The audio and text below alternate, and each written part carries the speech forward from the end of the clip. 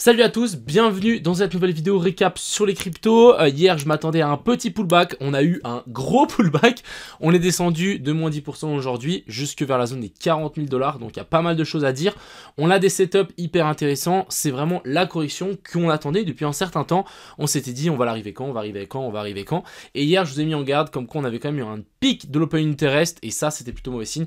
Donc voilà, on a vu directement l'effet que ça a eu, donc directement un énorme crash. Bref, on va parler de tout ça aujourd'hui. J'espère que cette vidéo vous plaira. On est parti.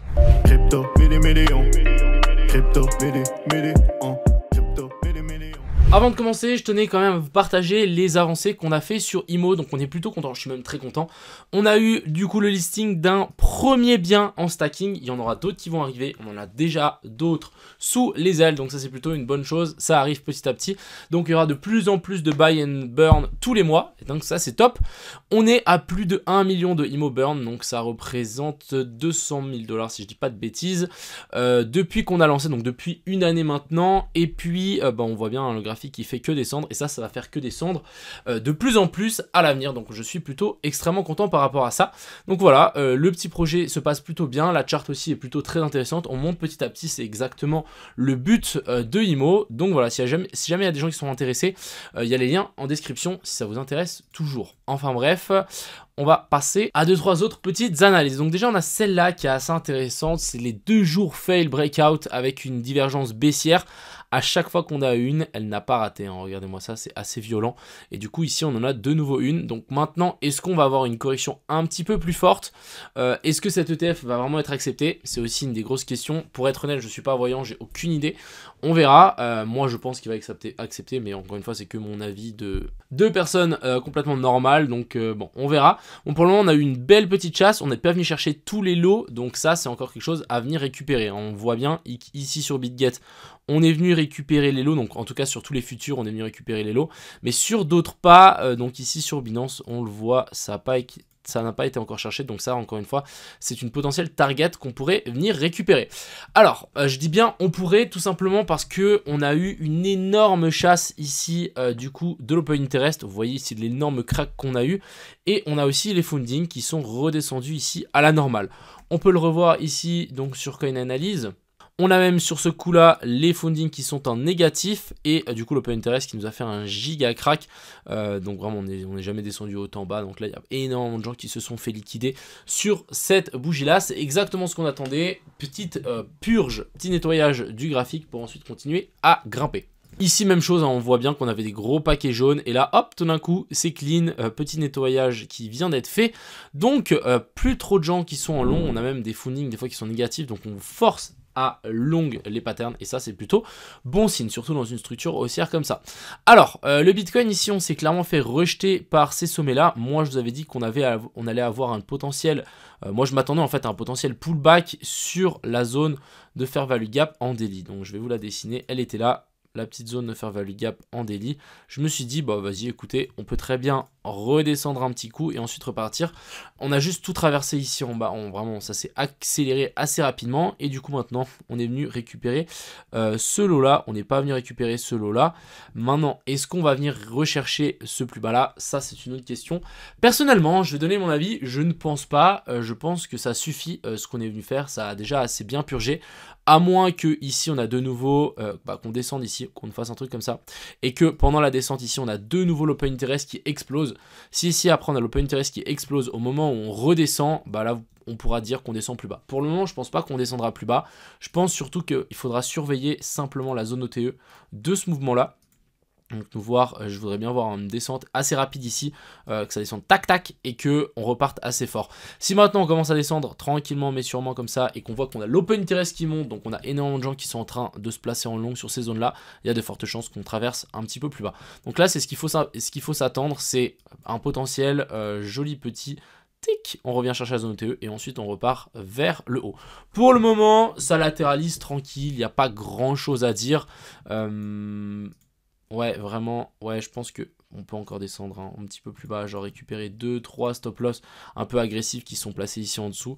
Je verrais bien quand même un espèce de W, revenir récupérer la zone ETE et ensuite on pourrait repartir je pense beaucoup plus cleanement. Mais encore une fois, méfiance, s'il y a beaucoup de gens qui sont en train, qui longuent et qu'on a l'open interest et les funding qui explosent dès qu'on arrive un petit peu plus bas, ça risque d'être un petit peu, comment on appelle ça, un petit peu risqué de long trop vite. Donc voilà, on a de nouveau ici une petite zone d'order block en 1 minute. Mais du coup, bilan, vraiment, la pattern qu'on est venu faire, donc le crash ici, est ultra bullish. Hein. Je vous dis vraiment, c'est ce qu'on attend. On n'a pas eu de clôture un petit peu dégueulasse. Franchement, c'est super propre. Là, si vous êtes en spot et vous voulez acheter des cryptos, franchement, foncez-y. C'est juste génial. Après, pour les futurs, moi, j'attendrai encore 2-3 petits scénarios pour être sûr que ça peut être assez intéressant de rentrer maintenant. Du côté de l'Ethereum contre le BTC, on a officiellement notre bottom. Hein, je vous en ai parlé hier, j'ai un petit peu clean la chart.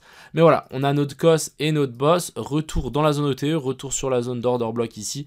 Et en théorie, ici, on devrait repartir. En plus, on a l'ETF qui va être sans doute accepté. Je dis bien sans doute parce que j'en sais rien, mais je le pense. Si on a l'ETF qui va être accepté, à mon avis, on risque de FOMO, ensuite de potentiellement corriger, de faire une correction, une consolidation beaucoup plus grande.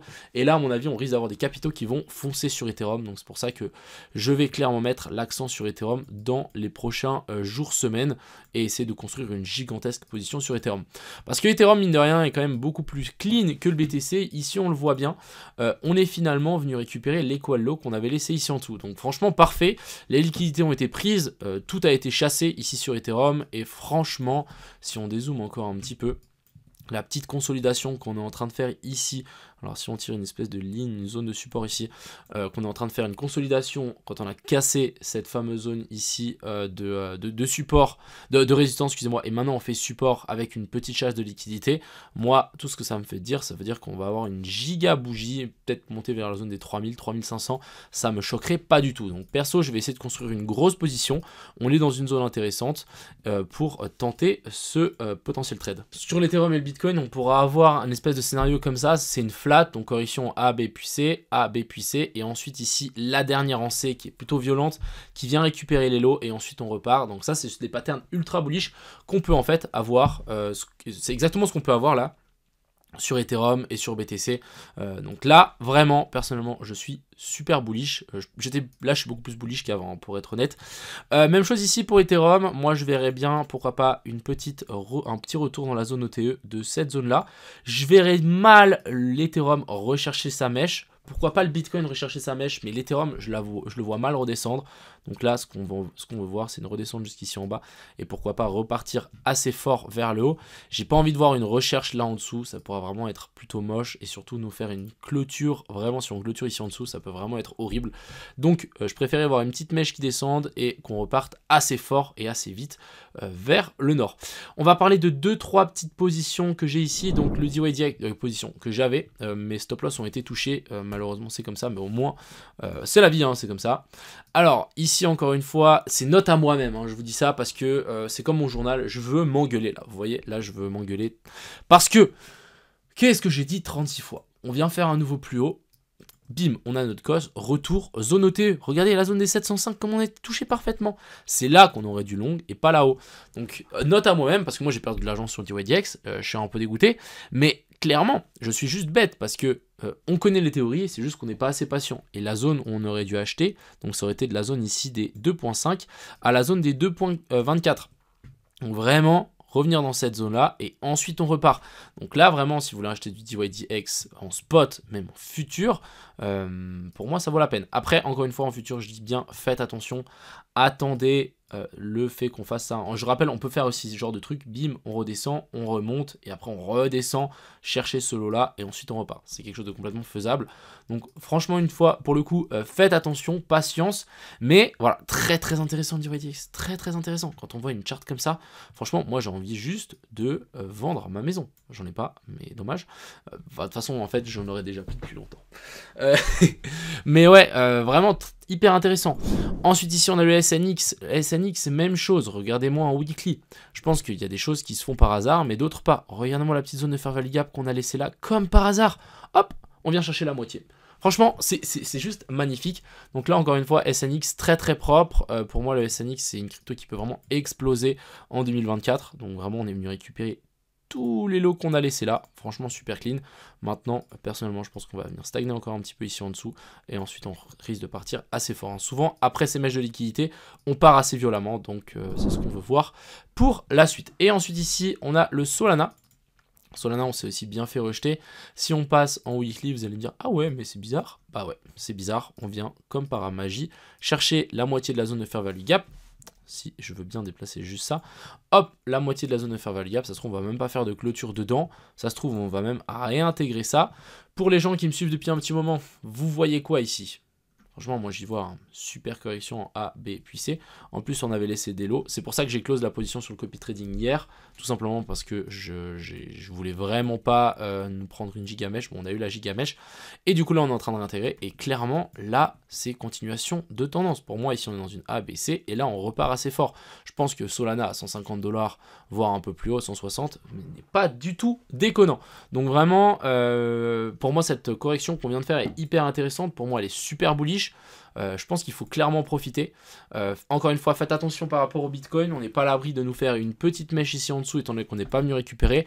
Les autres, Ethereum, etc., c'est possible aussi, mais ça serait plutôt mauvais signe si on le fait, je trouve. Donc maintenant, on patientons. Si on peut avoir une petite inversion de structure ici, un petit cause boss et tout, je pense que c'est dans ces endroits-là qu'il faudra surveiller. Voilà, j'espère que cette vidéo vous a plu. Je vous souhaite à tous une agréable soirée. C'était Crypto Mignon. Ciao.